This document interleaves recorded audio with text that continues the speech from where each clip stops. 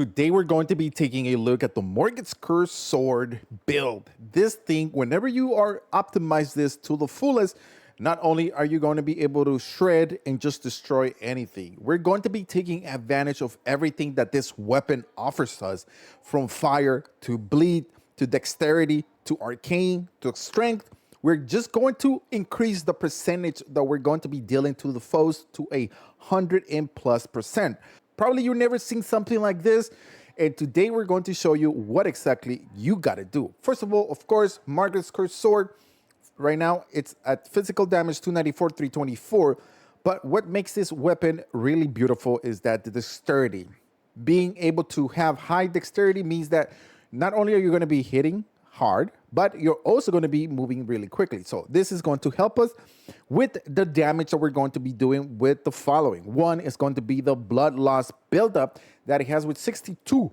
Now, on top of this, we're also going to have a burst fire, which we are going to also increase the power of it by doing one very simple thing, and that is the giant seal. This seal is going to increase our overall firepower by an additional 20%. So if you don't have this, you got to get this, because this is the most amazing seal that you can get for any fire build. As you're able to see there, it's going to boost Giant's Flame Incantations. And there is one incantation that is going to go so perfectly with this build, which I'll show you later in the video. But now we're going to be able to increase our bleed power by 10% for 20 seconds. The Raptor Black Feather, which is going to increase our jump attack damage by 10%, which is going to help us a lot, because we're going to be able to use this weapon in different ways. And of course, we're going to raise our poise with the Veteran's Gauntlets and the Veteran's Greaves. Now that we have that out of the way, what are we going to do with this weapon to be able to use it and maximize it so it can deal the most damage? Now, first of all, we're going to use the Millis Prosthesis. Why?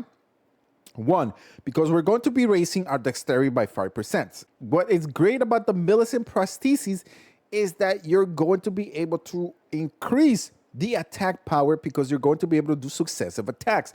With the light hit, you're going to be able to each time increase the damage. Not only are you going to have the combination of using the light attack with the special attack combination, all those two put together, you're going to be destroying everything really quickly. And to be able to raise the special attack on the weapon, we're going to use the Shard of Alexander. Of course, you guys know, 15% more. And then the Flame Scorpio, which is also going to give us an additional 12% on our fire burst that we're going to be able to do with the special attack that this weapon does. Now, the Lord's Blood Exaltation is a perfect talisman that goes with this build, because once blood is in its vicinity, it's going to increase the attack power by 20%. So as you were able to see here, not only are we raising the dexterity, we're raising the fire, we're raising the bleed, and then on top of that, we're also going to raise the strength on this weapon, because that's the way we're using it in this build. We're making this build fun and unique. Of course, we're also going to be destroying bosses with it, but trust me, this is going to be a much more fun build as you are going through your playthrough. Now, to be able to increase this even more, we're going to use two different crack tiers. One is going to be Flame Shrouding crack tier, which is going to raise the fire attack for 3 additional minutes. And that means that percentage that you're going to raise the fire attack, which I believe it's about 15% or 20, something like that, it's also going to be increased by the Giant's Seal. And on top of that, we're also going to use the Strength Not Crystal tier, which is going to use this for 3 minutes. You're going to be able to raise your strength. I did try several crack tiers. One was dexterity, but then I said, well, dexterity, like every level, every percentage has a cap in each of the status, so it's not going to increase my power too much.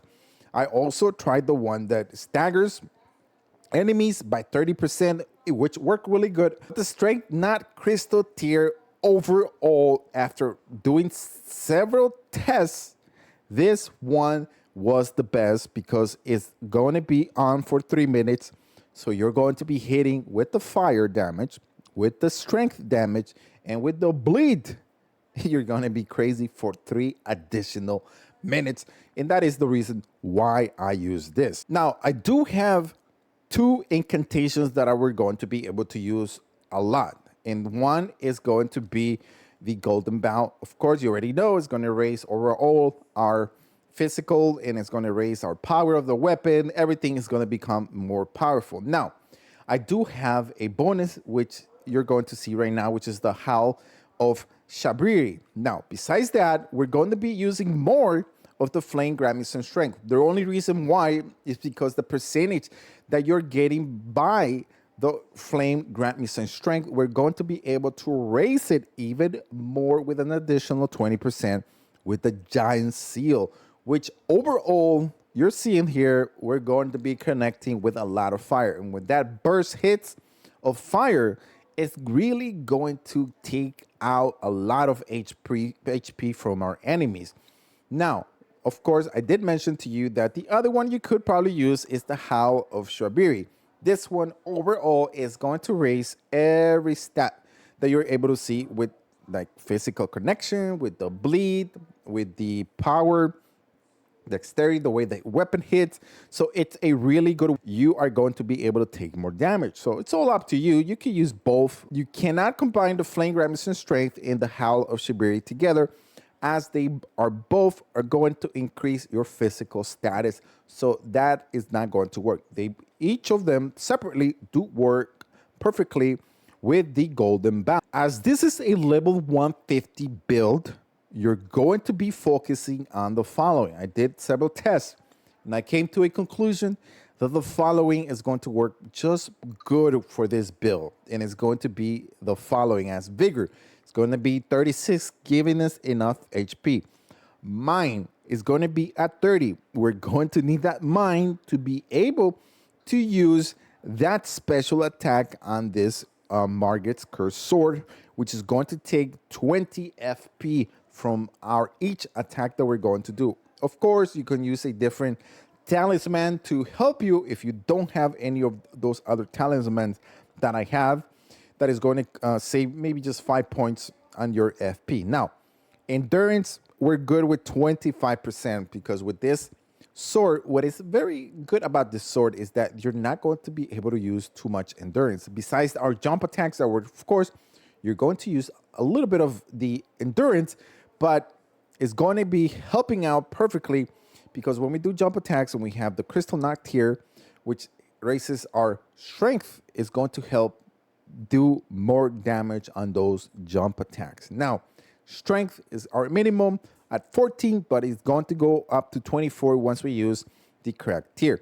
Dexterity, we're going to go at 70 and no more. At 60, there is a cap, but you can go up to 70, still do a little more damage. But once you go above 70, it's going to be a lot less. So it really doesn't make any sense going beyond 70. So 70 is the sweet spot on this build. Now, intelligence is going to be 9. Of course, faith is going to be at 33. The only reason why faith is at 33 because of the Howl of Shabriri incantation. This one takes 33 from our status to be able to use it. And then arcane is give us that blood loss build up a little bit more. And overall, that is how you're going to be able to put this build together. Now, final thoughts about this build. You're going to have a lot of fun. You're going to use the light attack that is going to help you to use the Millis and Prosthesis talisman that is going to increase the power each additional time. On top of this, you're also going to raise your strength, which you're going to be hitting with the sword physical damage as well. On top of this, we're going to be using this special attack that you're able to see here, how it just does that burst of blood damage, and then on top of that, that fire damage that you're able to follow up with one hit and then follow it up with another quick hit. Overall, making this weapon a lot of fun to use. Also, with this weapon, it's like you're dancing around your enemy, so your enemy is not going to hit you as much because with the skill that allows you to do that, forward slash and connect, and you're able to maneuver it, it makes it a lot of fun. And of course, we're taking advantage of the Raptor Black Feather, which is going to increase our power by 10% whenever we do jump attacks. And since with this weapon it's so easy to do that, we're going to be also have that as an alternative with the blood, the fire, dexterity, and everything that makes this build not only very unique, but amazing and a lot of fun. Put it together and let me know in the comment section below. If you haven't subscribed to the channel, do so, as I will be bringing to you even more builds for Elden Ring coming your way.